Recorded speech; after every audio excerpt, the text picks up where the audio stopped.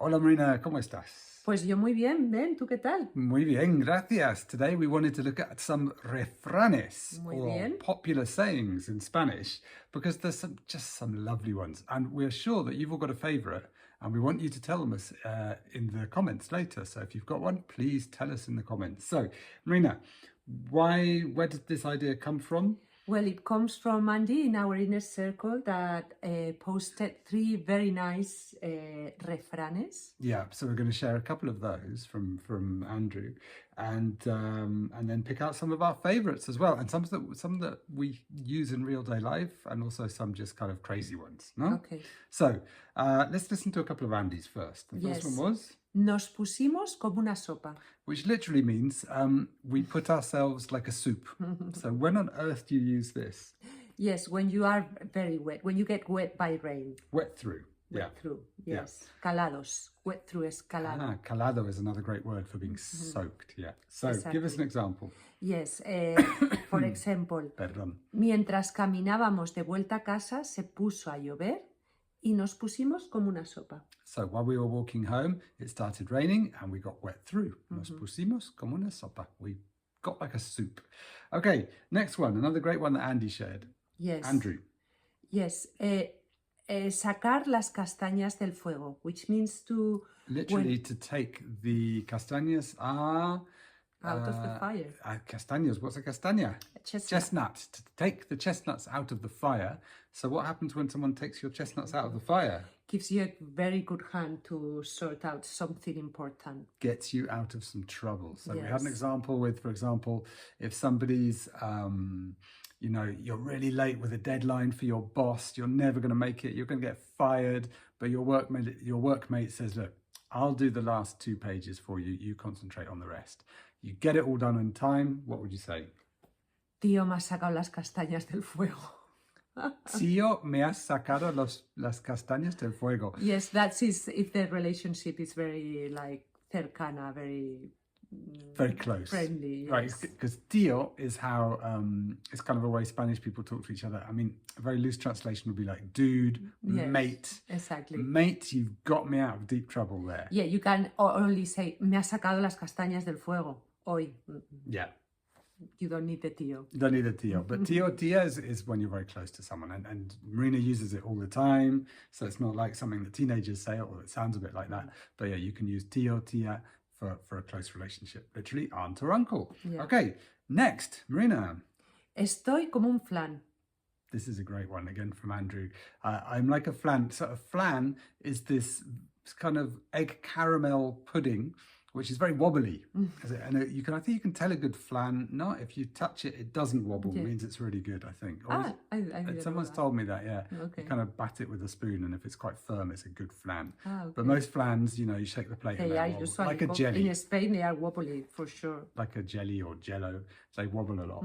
And so if you're estoy como un flan, it means you're terrified. Yes. So for example? Acabo de ver una peli de terror y estoy como un flan.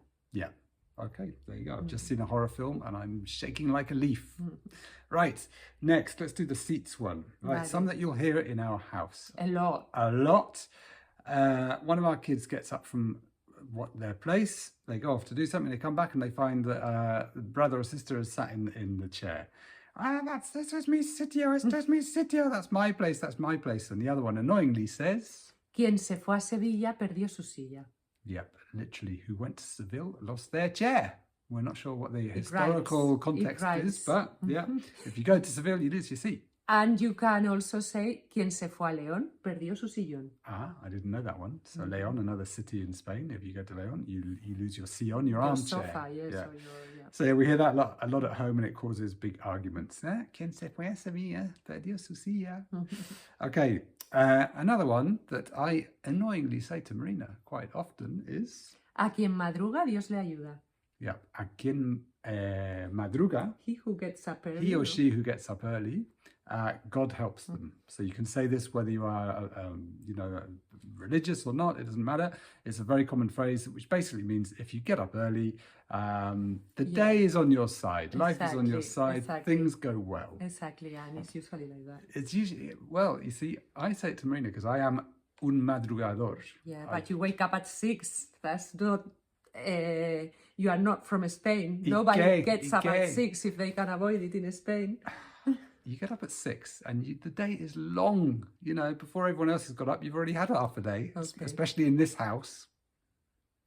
Marina no madruga mucho. Well, every day I wake up at 5 to 7. 5 to 7, that's not madrugar, that's just parental life. Bueno, next we have, this is a good one. El que no llora, no mama. So literally, if you don't cry, you don't breastfeed. Mama to breastfeed. The baby who doesn't cry doesn't get to breastfeed so much. When would you use this? Yes, when it's like if you want something, you have to ask and cry for it and shout for it and repeatedly, insistently You have to insist. Request it. Insist a bit, exactly. So it's you use it when someone insists a lot. Or when someone's complaining that they didn't get something, no? When everyone else has got something and I didn't get it, and I'm like, I didn't get that. Why didn't I get that? And he's like, Quien no llora no mama. If you didn't make a point to ask for it, you didn't get it. But I think it's a nice one. Okay, this is classic. I mean, I hear this and I just think I love this country. Éramos pocos y parió la abuela. Éramos pocos. There were a few of us. But I think it's ironic, yes, because it actually means the family was already huge. And this is coming from an era when in Spain families were like 8 kids or 10 kids. Y parió la abuela, and the grandmother gave birth. So there were already loads of us. Ironic, because it literally says there were a few of us. And Granny gave birth, and Granny had another kid. So I guess when you're talking about multi-generational families, there are already like 15 kids around, and then the abuela still managed to have another child. Madre mía. But when do you use this? What on earth does it mean? Do you know? Maybe you don't Éramos need to pocos y parió la abuela. Yes, you use this when... Oye, éramos grabando un video y sonó el parió la teléfono. abuela. Y parió la abuela. Is this a good example? This is not deliberate. One moment, please, while I get rid of the phone caller. Okay, we're back. And the funny thing was, the person on the phone was the abuela, Marina's mother, who we call the abuela. The abuela phoned while we're explaining. She doesn't like you calling her abuela, because it's not your abuela. I'm not allowed. I don't call her abuela, but the kids do. But around the house, we call her, es la abuela. And it was the abuela when we're explaining, éramos pocos y parió la abuela. Pero mi madre no ha parido, ¿eh? No. Lo que nos faltaba. Lo que nos faltaba. That's what it means. Just what we needed. Right. That's what it means when lots of things happen and then one more horrible thing happens. In English, you'd say, just when you thought things couldn't get any worse. That's how you say it in English. Éramos pocos, parió la abuela. Okay. 2 more we've got, and then we want to hear yours in the comments. So, Marina, cada loco con su tema. Yes. Every mad man with his own theme, with his own subject, with his own thing. This is when we're in the house and I'm going on and on about my watercolor painting hobby or my guitar playing. Our kid's going on and on about his basketball and Michael Jordan and Jordan Air shoes or whatever. and our daughter's talking about something else, and Marina's in the background going, cada loco con su tema. Yes. Everyone's going on and on about their thing, and it's just kind of like when it's driving you a bit mad, no? Exactly. When you are too insistent about your own interests. Yeah. Like, and someone's just there going, I just want to do my aquarela now, and you don't want to get on with the parenting or with... Okay, so when I'm distracted with my things and they're distracted with their things, and Marina's just shaking her head, cada loco con su tema. Yeah, I like that one. And finally, this is a good one, when you're having a good gossip, no? Is it kind of when you're having a gossip? It's more, it's not gossip. What it means is that in every family... Well, wait, let's say the phrase. Yes. The phrase is... En todas partes cuecen habas. Yeah.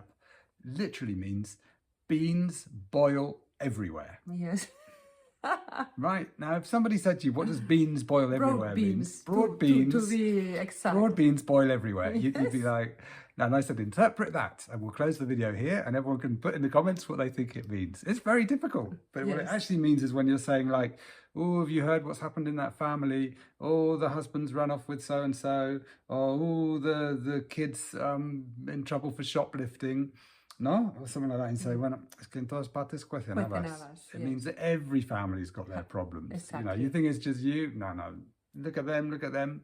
There's trouble everywhere. Literally means there's trouble everywhere, but literally broad beans cook all over the place. So there you go. Right. We hope you've enjoyed these, no? Yes. As usual, what's the best way to learn them? Use them, of course. Use them a few times. Search for them in the internet. Find real examples. That's very useful too. Yeah. In the comments, please tell us your favorite Spanish refrán or dicho, this kind of phrase that you just love, or any phrase that you love. Remember, sign up for our newsletter so that you never miss another video like this. There's a link underneath. If you haven't done that yet, you'll also get our report, How to Sound Super Fluent in Spanish, which is full of great ideas. Y time to go and phone the abuela, ¿no? Venga, vamos. Hasta luego.